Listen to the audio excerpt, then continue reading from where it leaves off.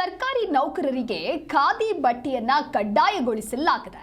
ಮುಖ್ಯ ಕಾರ್ಯದರ್ಶಿ ಶಾಲಿನಿ ರಜನೀಶ್ ಸಭೆಯನ್ನ ನಡೆಸಿ ಆ ಸಭೆಯಲ್ಲಿ ಮಹತ್ವದ ನಿರ್ಧಾರವನ್ನ ತೆಗೆದುಕೊಂಡಿದ್ದಾರೆ. ಸರ್ಕಾರ ಈ ರೀತಿಯಾದಂತಹ ನಿರ್ಧಾರವನ್ನ ತೆಗೆದುಕೊಂಡಿರುವಂತದ್ದು ತಿಂಗಳ ಮೊದಲ ಶನಿವಾರ ಖಾದಿಯನ್ನ ಧರಿಸಬೇಕು. ಖಾದಿ ಗ್ರಾಮೋದ್ಯೋಗ ಮಳಿಗೆಗಳಲ್ಲಿ ಬಟ್ಟೆ ಖರೀದಿಯನ್ನ ಮಾಡಬೇಕು. ಸರ್ಕಾರಿ ಸ್ವಾಮ್ಯದ ಖಾದಿ ಗ್ರಾಮೋದ್ಯೋಗ ಮಳಿಗೆ ಖಾದಿ ಗ್ರಾಮೋದ್ಯೋಗ ಮಂಡಳಿ ರಿಯಾಯಿತಿಯನ್ನ ನೀಡಬೇಕು. ಪುರುಷ ನೌಕರರು ಪ್ಯಾಂಟ್ ಶರ್ಟ್, ಓವರ್ಕೋಟ್, ಮಹಿಳೆಯರು ಸಿಲ್ಕ್ ಸೀರೆ, ಚೂಡಿದಾರ ಬಳಕೆಗೆ ಸೂಚನೆಯನ್ನ ನೀಡಲಾಗಿದೆ. ಏಪ್ರಿಲ್ 24ರಂದು ಸರ್ಕಾರ ಇದಕ್ಕೆ ಚಾಲನೆಯನ್ನು ನೀಡುತ್ತೆ. ಖಾದಿ ಗ್ರಾಮೋದ್ಯೋಗ ಮಂಡಳಿ ರಿಯಾಯಿತಿಯನ್ನ ನೀಡಬೇಕು.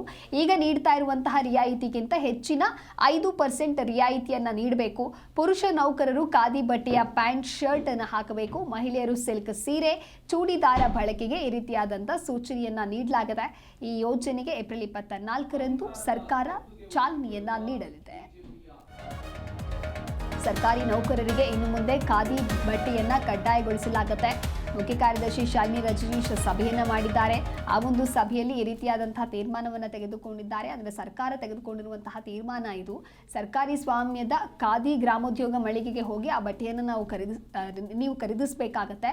ಪುರುಷ ನೌಕರರು ಪ್ಯಾಂಟ್ ಶರ್ಟ್ ಆದರೆ ಮಹಿಳೆಯರು ಸಿಲ್ಕ್ ಸೀರೆ, ಚೂಡಿದಾರ ಬಳಕೆಯನ್ನು ಮಾಡಬೇಕು ಅನ್ನುವಂಥ ಸೂಚನೆಯನ್ನು ಕೂಡ ಈಗ ನೀಡಲಾಗಿದೆ. ಏಪ್ರಿಲ್ 24ರಂದು ಚಾಲನೆಯನ್ನು ಸರ್ಕಾರ ನೀಡಲಿದೆ.